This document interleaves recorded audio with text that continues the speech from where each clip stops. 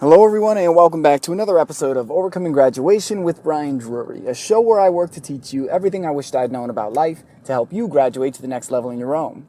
Today is another installment of The Morning Commute, where I take my ride to work in the morning to share a short but powerful message with you to help you kick your day off on the right foot. And today's message is this: want to versus have to.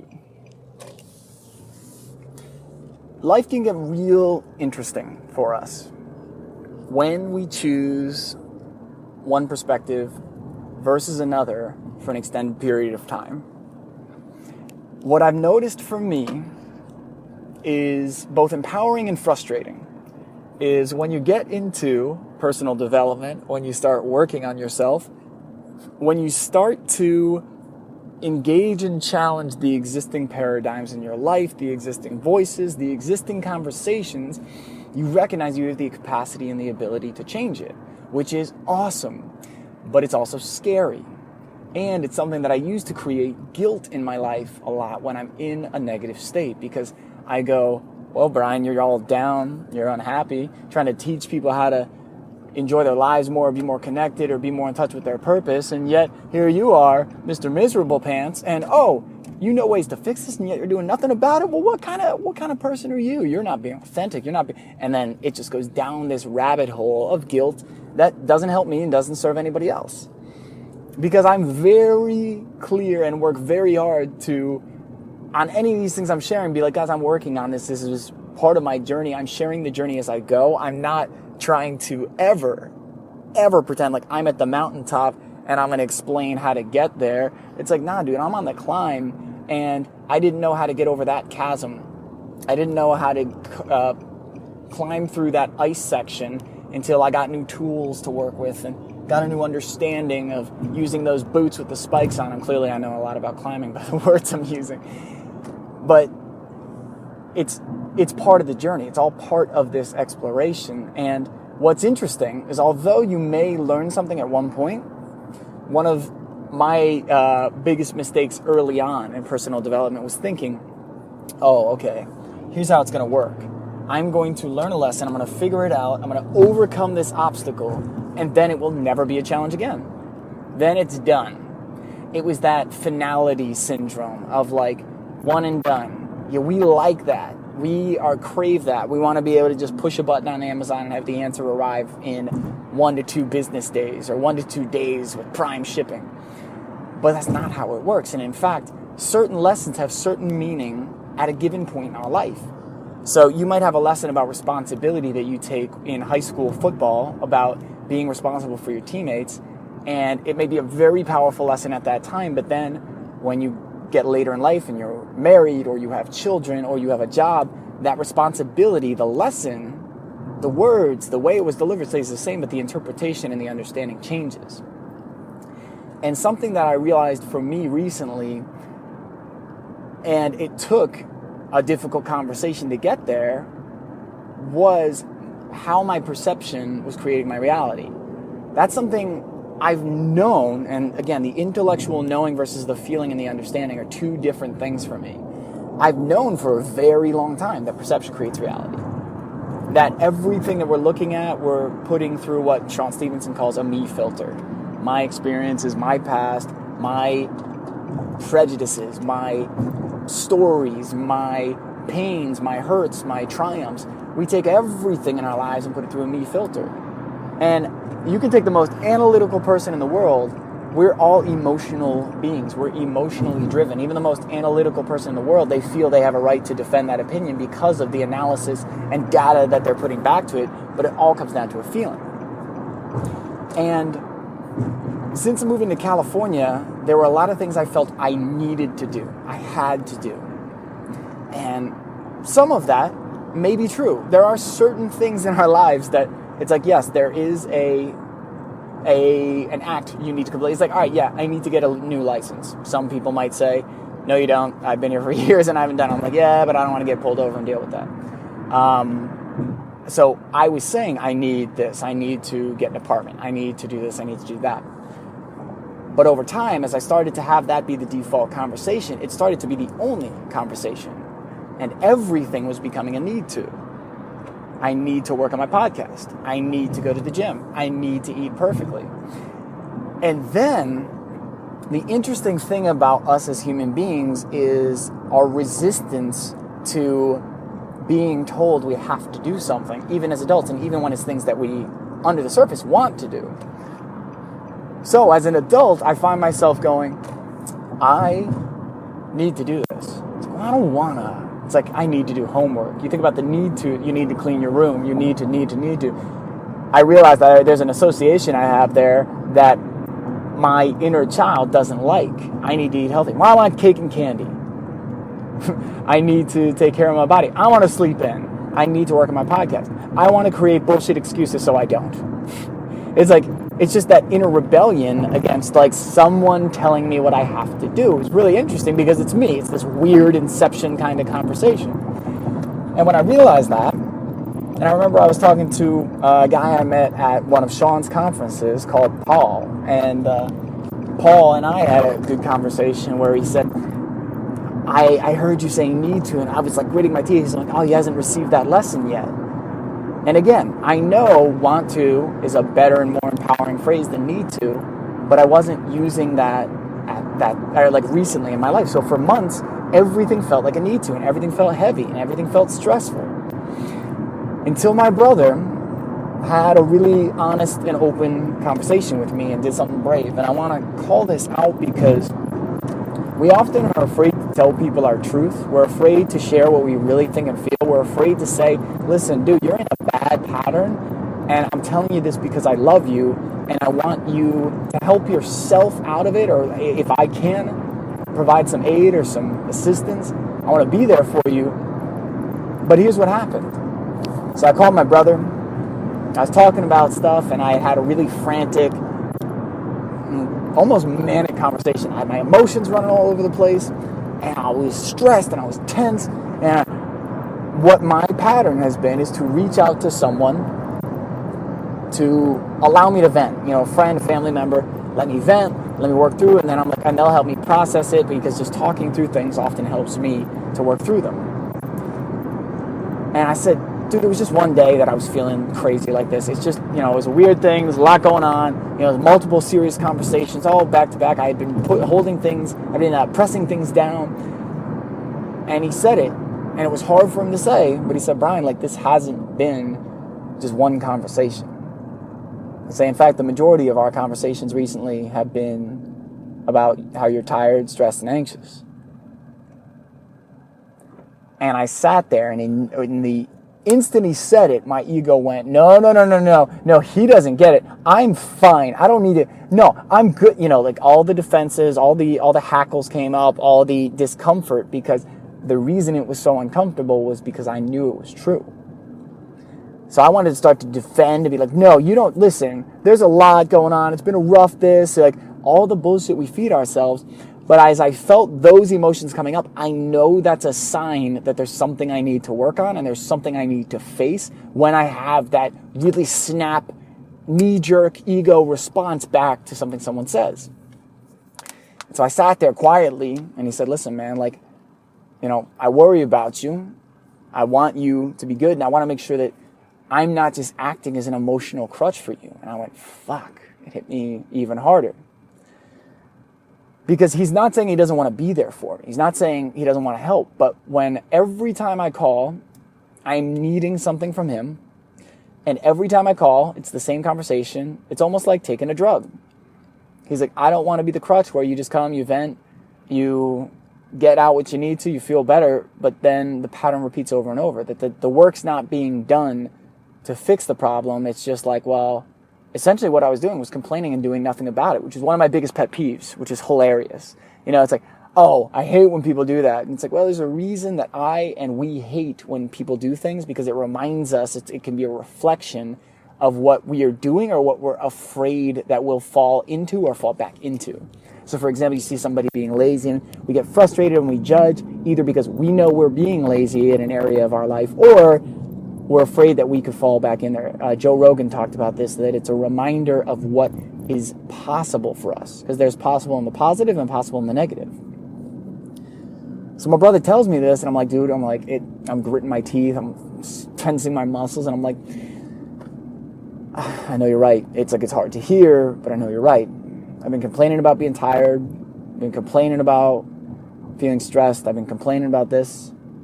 And it's not to say I don't do things to help. It's not to say I haven't done a lot of work. And it's not to say I haven't made progress. It's just to say I have been ignoring a reality that I've been creating. I've been ignoring that area of my life because here's the interesting thing. That was becoming my excellent, convenient, always present excuse to not step into my greatness. That was my excuse, because if I'm tired, my old story was, I'm more emotionally volatile. I'm not as in control. So that gives me an excuse to overreact to relationship issues, to overreact to things at work, to not feel up to doing the work that I want to do in my life, to push things away, to justify all kinds of bullshit. It became my convenient scapegoat, my crutch, whatever you want to call it. Because I was able to say, this is the reason. And I was hiding from it, saying there's nothing I can do. That's the tricky thing I was doing to myself, and that we as human beings do. Well, I'm just not sleeping well, and I just don't sleep well. So that's how it is. That's what it is, I just got to deal with it, and that's life, right? It doesn't have to be. Because that was the dialogue and the story I was creating. And here's what it looked like. It looked like, well, there's nothing I can do, so I'm going to keep eating the same way, keep going to bed at the same time, keep not dealing with the things that I am allowing to create a significant level of stress in my life so that I have reasons not to. It's like I need to change those things if I want a different response from my body and from myself. And it took someone telling me an uncomfortable truth for it to really click. One of the most important people in my life. So if there's a spot in your life where you're holding back from sharing a truth because you're afraid it's going to hurt someone, it may be what saves them.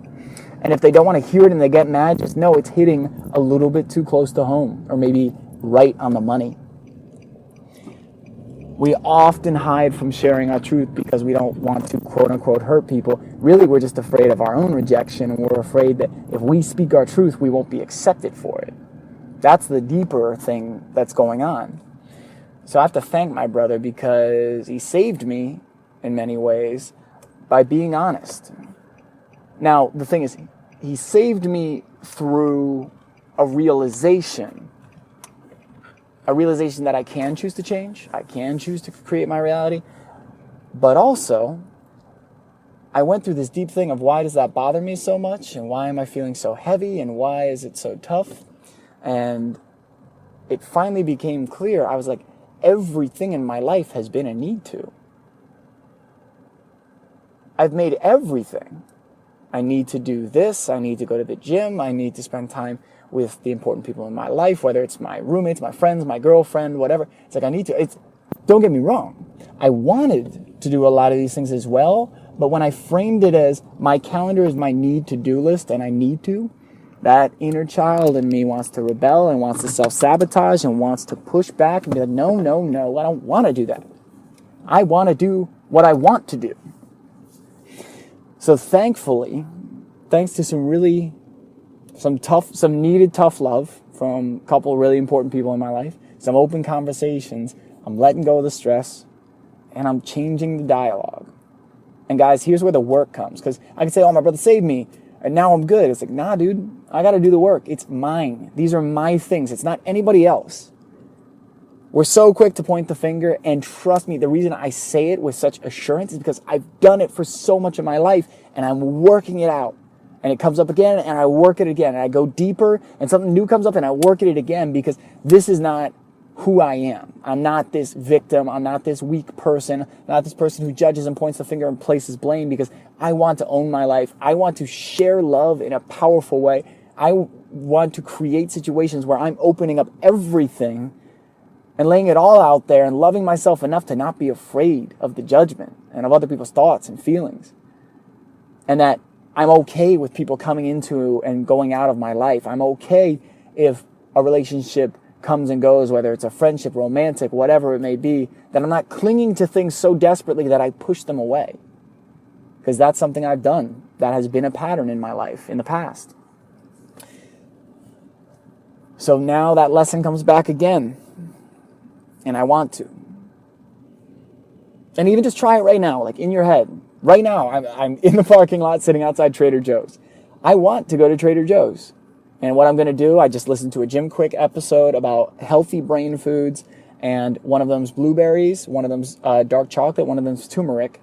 Those are 3 things I don't have. Actually, I don't have any broccoli either, so I might pick that up because he had a great episode on the 10 foods to supercharge your brain, give you a quick brain, as he calls it. And I want to do that because I want to feel good. I want to feel myself right. I realized I don't have to eat clean. I don't have to have a successful business. I don't have to make a certain amount of money. I don't have to. I don't have to do all these things. It's like in my life, there have been times I said I have to be in a relationship to be happy. I have to have a girl tell me that I'm attractive in order to feel attractive. I have to be in shape, otherwise I'm not desirable. I have to eat healthy every meal, otherwise I'm not going to be good enough. I have to do everything right or things will fall apart. That perfection thing, that's a constant working area for me. Because trust me, there have been times where I'm like, oh, I don't need to be perfect and nothing's perfect and that's okay. Yay! And it feels perfect. Perfectly imperfect. And then I find myself falling into those perfect patterns where I make one mistake and do 99 things right and I focus on the one. So, perfect becomes what we define it. Perfect can be attainable if we define it in terms that are possible. And it's like, so if we say perfect is everything has to go exactly as I planned, it's like, all right, then that's a definition that's never going to work for you. If perfect is being present in the moment and working to share love and working to be the best version of you've ever been in any given moment, no matter, like, doesn't mean you're always going to be feeling the best, but working to be the best you can in that moment, that's an attainable definition of perfect. So I'm focusing on my want tos, and I'm focusing on changing the dialogue in my head to my want tos, because when you say I have to, there's no follow-up, there's no reason, it's an obligation. But when you say I want to, your brain goes, why? And you're like, well, here's why, and you start to realize all the reasons you love doing things. I have to meal prep. Damn it. It's going to be 2.5, 3 hours, it's a lot of time. I don't have time to do these other things, then I have to do this and I have to do that. I want a meal prep so that I've got healthy food to fuel me throughout the week, put me in an optimal state, keep me feeling sexy in my body. That's a lot more fun. I want to go grocery shopping for good stuff. I want to work on my podcast because I love sharing these messages. I have to work on my podcast because it needs to succeed. Why? Because it has to, because I need it to grow. Why? Well, it just does. It's like, I want to grow the business. I want to touch people's lives. I want to change people's lives. It's like, I want to be able to create financial freedom. It's like, I have to do this. That's the ego. You hear how the ego gets frantic and the ego gets stressed and the ego yells and gets loud and needs to convince you. Or the intuition and the heart and your love goes, why do you have to? And it's like, well, I don't. It's like, so why do you do it? Well, I want to. Why? Because I like it. It's fun. I like sharing messages. I like learning and doing this work and getting it out to people. I like talking with incredible people and getting to share them with more people and their stories and their messages. I like connecting with people and help them connect with their greatest selves and let go of fear and anger and hatred. And it's not to say I've let go of all those things, but where I'm free of them. It's not that at all. And I don't think it ever will be. And I don't think it's supposed to be. But I have learned so much and grown so much and let go of so many things and worked through so many things. And I want to help people with that. And that's where the want comes in. So, again, a huge thank you to my brother for loving me enough to be honest and tell me things that he knew were going to be uncomfortable and potentially hard for me to hear.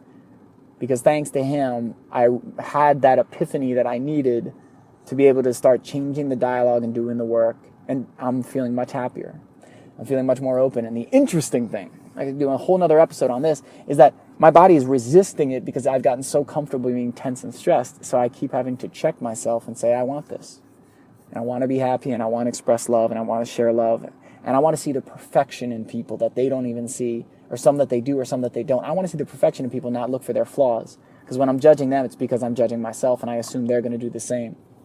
So I want to see the love in them and celebrate their beauty and their perfection that they don't see, or that they see beautifully, because that's an example for me of how I can start doing that for myself. In the book, I'm reading A Return to Love, which I guarantee it's going to be talked about a lot because it is freaking changing my life right now. It says that we are perfect souls in imperfect bodies. So we don't need to look for that perfection in the mirror. It's like the perfection is inside. So it doesn't matter, the way the body looks, the way the body changes over time, whether we get fat or thin, or we have an injury, or we lose a limb, or we lose hair, or whatever it may be. It's like the perfect soul is independent of all of that. It resides within us. So we don't have to worry about this perfect exterior as long as we're taking care of the inside. That's where the real celebration, the peace is. And we hear it over and over, but it's time to do the work, guys. And I want to do the work. Even when it's hard, I want to. And that feels so much better. So where in your life today can you shift from have to want to? What's that one thing? Pick it right now. Put it in your head. And say it out loud. Wherever it is, whether it's your relationship, whether it's your physical fitness, your diet, your exercise, your job, whether it's starting something new, whether it's stopping an old habit, I want to, and give yourself a why. So I want to do blank. Say it out loud right now.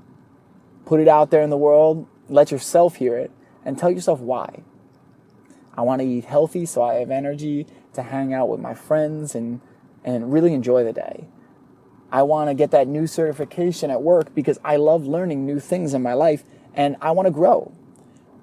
I want to go to Trader Joe's and get excited about healthy eating because the more excited I get about it, the more likely I am to do it and continue to ingrain it as a habit. One place. Shift that conversation, and as you feel yourself trying to stay in your old story, just keep saying, I want to step into my greatness. I want this new reality because this is the reality I choose to create. I love you guys. Thank you so much for listening. And I want you to know how much I love you. I don't need you to know it. I want you to know. So I love you guys. Thank you all for listening. If you haven't already, be sure to subscribe to the podcast so you can get the most up-to-date episodes in the palm of your hand as soon as possible, right away off the bat, as quickly as humanly. Oh, you get it. You can subscribe on iTunes or on Stitcher, and I'd love to hear feedback from you. So if you want to shoot me some feedback, you can either leave a review on iTunes or on Stitcher, preferably iTunes. iTunes would be the best one if you're going to leave a review. Or if you want to reach out to me directly, you can contact me at brian@overcominggraduation.com. Or if you're interested in setting up your 1-hour free coaching session to identify what you want to do with your life, and how to do it faster than you ever thought possible and remove the unseen hidden barriers and obstacles that you're creating, reach out to me at brian@overcominggraduation.com or visit overcominggraduation.com/coaching. I love you all. Thanks for listening. Enjoy your day. I'm going to go buy some blueberries and some chocolate because I want to. Love you guys. Be good and peace.